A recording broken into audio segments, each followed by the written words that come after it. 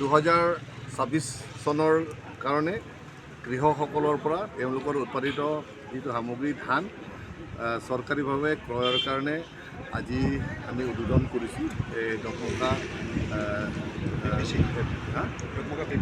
দহমুখাৰ PPC আমি আজি আৰম্ভ কৰিছোঁ আৰু অসম চৰকাৰ আৰু কেন্দ্ৰীয় চৰকাৰ দুয়োটা চৰকাৰৰ পৰা কৃষকসকলক 2569 টকা এই বছৰ ধান ক্ৰয় কৰা হ'ব।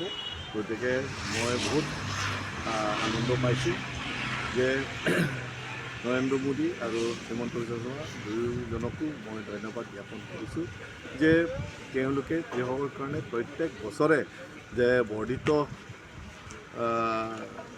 দামত ধানবিলাক ক্ৰয় কৰি আছে, যাৰ যোগেদি কৃষকসকলে লাভান্বিত হ'ব।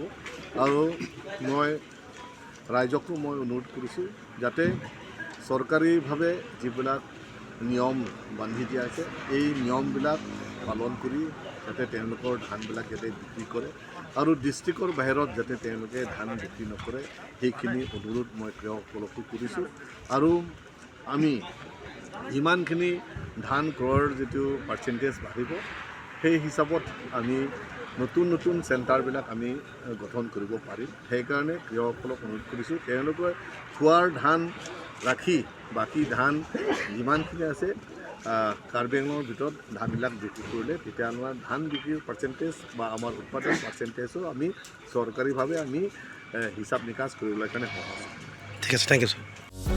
যিকোনো খবৰৰ বাবে যোগাযোগ কৰক আমাৰ এই নম্বৰত 9181 307 2221।